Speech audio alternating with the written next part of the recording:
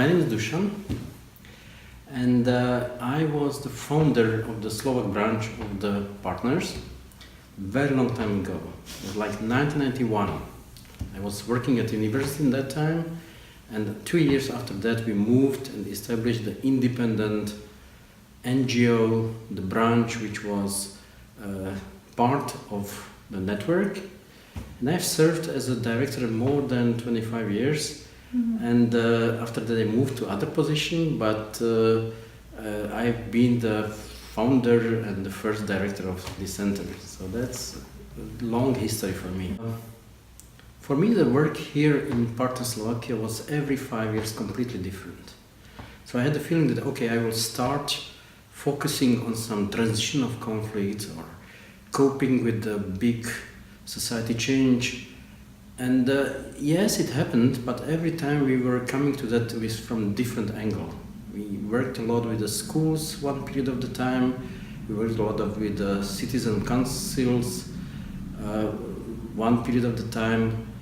We worked a lot with the building civil society, even if it's not directly connected with the conflict. But in our case, we've been in situation for 6 years that the society changed. We had a very strange leadership in the country in that period.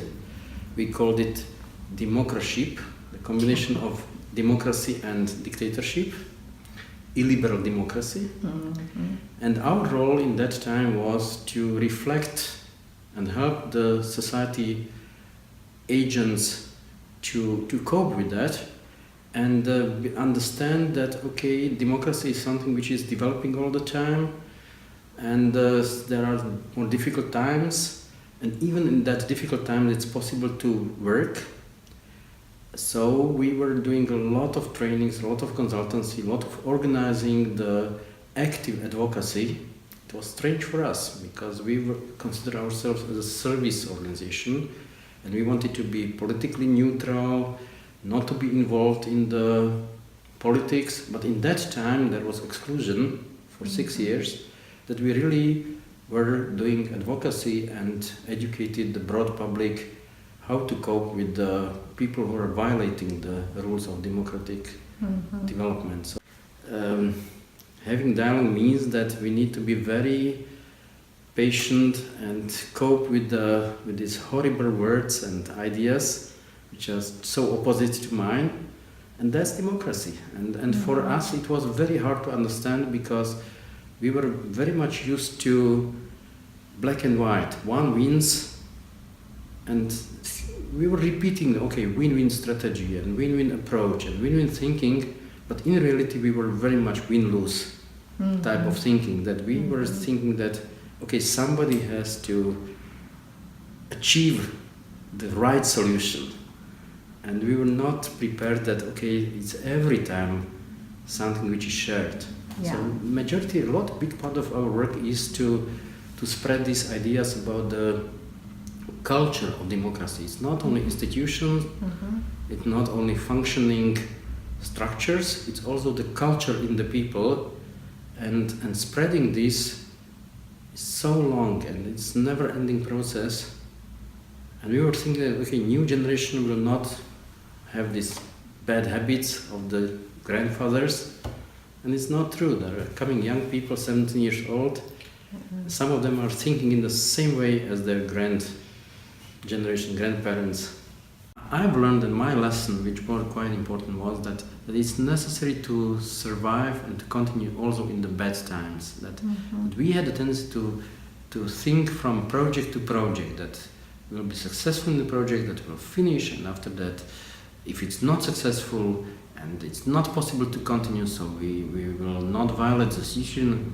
It's not true that every time there is a way how to continue, and the ones which were persistent in continuing and in having the will to continue, they were quite good. When I was selected as a director, I was very shocked because there were two persons who were speaking with me, and that was Ray Schoenholz and Jim Eisberg in those times. And I told them, okay, I'm not maybe such a good director because I'm not an expert in the issue. I do very little about conflict resolution. I was more psychologist and operating in that field, and this is a new area for me. And they were saying, and I'm not a good manager. And they said, well, no problem, you'll learn that. And I said, well, how can you learn to be manager? And they said, okay, the more important that you have a desire and drive. And I was saying, wow, how important? Why for them is the desire? Okay, I have my dreams, but is that so important? And they were behaving like, yes, that's very important for us. Don't worry, we'll take you. And they take me, and I was observing them, and that was very useful. And now I would agree that yes, the desire and drive is very important. Yeah. Besides of the content knowledge may be gained slow, piece by piece. The people have to read and learn, but the desire is important.